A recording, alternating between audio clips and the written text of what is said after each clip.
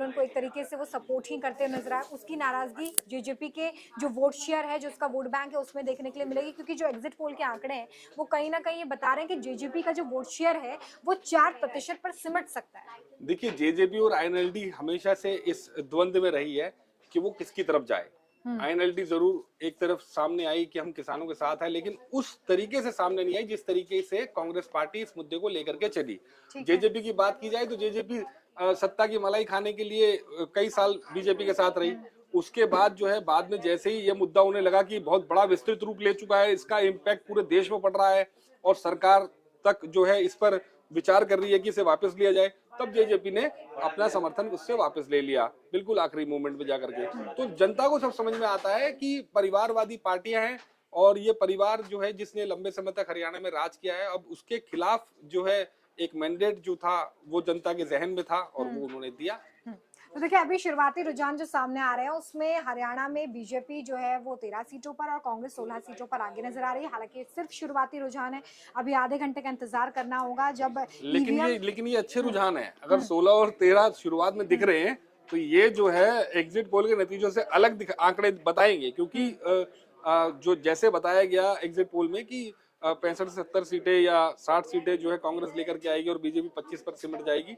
तो अगर 16 और 13 शुरुआती आधे घंटे के अंदर अंदर ऐसे आ रहे हैं तो मुझे लगता है कि मामला आगे चल के तस्वीर कहीं बदल ना जाए, यानी कि जो एग्जिट पोल्स हैं उससे उलट नतीजे जिसकी उम्मीद बीजेपी भी कर रही है। बीजेपी ये बार बार कहती नजर आ रही है कि देखिए जो एग्जिट पोल है वो गलत साबित होंगे। मोहित, देखिए, एग्जिट पोल लगातार बीजेपी कह रही है कि एग्जिट पोल गलत साबित होंगे और इस वक्त बड़ी चीज ये चल रही है, अभी मैं अपने स्क्रीन पे दिखाऊंगा अपने दर्शकों को। इस वक्त जुलाना से जो है विनेश फोगाट आगे चल रही हैं। जिस तरीके से पोस्टल बैलेट का भी पहला रुझान सामने आया है उसमें विनेश फोगाट आगे निकलती हुई दिखाई दे रही है। ये वो सीट है जो कि इस वक्त हरियाणा में सबसे ज्यादा हॉट सीट बनी हुई थी। 15 साल से कांग्रेस यहाँ पर जीती नहीं है और इस बार अगर ये सीट आ जाती है खाते में तो जाहिर तौर पर विनेश फोगाट की बड़ी जीत होगी, कांग्रेस की बड़ी जीत होगी। और देखिए, खास तौर पर हरियाणा में जो ओलंपिक के बाद से जो सेंटिमेंट बना और उसमें सबसे बड़ा मुद्दा ये कि हरियाणा की बेटी और खास तौर से खेलों को लेकर जो एक आंदोलन चला था उनका,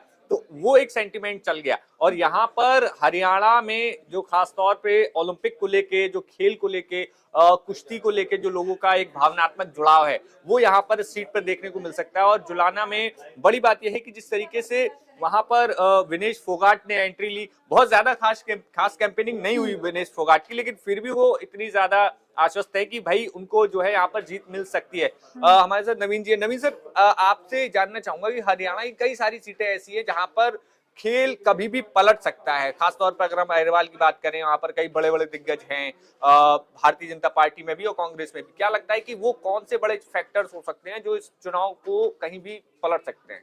देखिए, बीजेपी के लिए और कांग्रेस के लिए, दोनों के लिए अलग अलग फैक्टर पूरे राज्य में क्षेत्रवार तरीके से देखने को मिले हैं।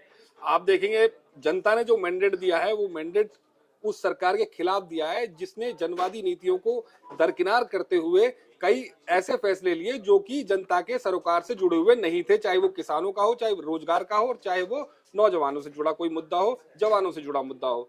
तो इसी वजह से वहां के जो एक माहौल, जो चुनावी माहौल बना लोकसभा चुनाव के बाद, वो माहौल जो बना वो सरकार के खिलाफ माहौल बना और उसको अपने पाले में लेने में कांग्रेस पार्टी कामयाब हुई। और जो दूसरी पार्टियां हैं जो कि ताकतवर पार्टी वहां मानी जाती थी, कांग्रेस के बरक्स खड़ी होने वाली पार्टी लंबे समय से, 2014 से पहले आईएनएलडी वहां एक बड़ी पार्टी थी, उसके दो धड़े हुए जेजेपी बन गई। उसके अलावा जो बिश्नोई परिवार था, हरियाणा जनहित कांग्रेस उन्होंने बनाया, उसके बाद वो वापस कांग्रेस में आए, वो भी एक बड़ी पार्टी थी। तो इस वजह से सारी पार्टियां जो थी वो इस बार दरकिनार जनता ने कर दी और एक तरफ मैंडेट देने की बात कही है। और मेरी हरियाणा के कई लोगों से बात हुई, हमारे ऑफिस में भी कई हरियाणा के लोग हैं, उनसे भी मेरी कल बात हुई, तो उनका भी यही कहना है कि हमारे यहाँ से पूरे गांव के गांव ने एक तरफा कांग्रेस को वोट दिया है। अब वो बात लोग बता रहे हैं, लेकिन वो नतीजों में कितनी निकल करके आती है ये थोड़ा सा अलग बात होगी। अभी जो रुझान आ रहे हैं, जैसे हमारे सामने जो आंकड़े हैं हाँ। उसके मुताबिक मामला जो है नेक टू नेक 1916 दिखाई दे रहा है। बिल्कुल। एक चीज और मैं यहाँ जोड़ना चाहूंगा कि खासतौर पर जब हम हरियाणा चुनाव को देख रहे थे तो शुरुआत में बहुत बड़े बड़े नेता जो है भारतीय जनता पार्टी की तरफ चले गए, चाहे फिर बहुत किरण चौधरी हो, उसमें कुलदीप सिन्होई, ऐसे तमाम बड़े नेता थे जो कि कांग्रेस से भारतीय जनता पार्टी में गए। तो ऐसे में भी जब बड़े नेता भारतीय जनता पार्टी की तरफ जा रहे थे, कहा जाता है कि जब नेता एक से दूसरी तरफ जाते हैं तो हवा बनती हुई दिखती है, लेकिन यहाँ पर तो उल्टा समीकरण, रिजल्ट जो एग्जिट पोल दिख रहे हैं। देखिए, ऐसा है कि बीजेपी को इस बात का बहुत अच्छे से अंदाजा है कि हरियाणा उनके हाथ से निकलने वाला है। इसी वजह इसकी पहली आप किस्त ये देखिए कि उन्होंने समय से पहले ही अपने सीएम फेस को बदल दिया। उसके बाद एक ऐसे व्यक्ति को सीएम बनाया जो पहली बार, जो कि वहां से जो विधायक भी नहीं थे, उन्हें जो है चुनाव लड़ना पड़ा, उसके बाद वो विधायक बने।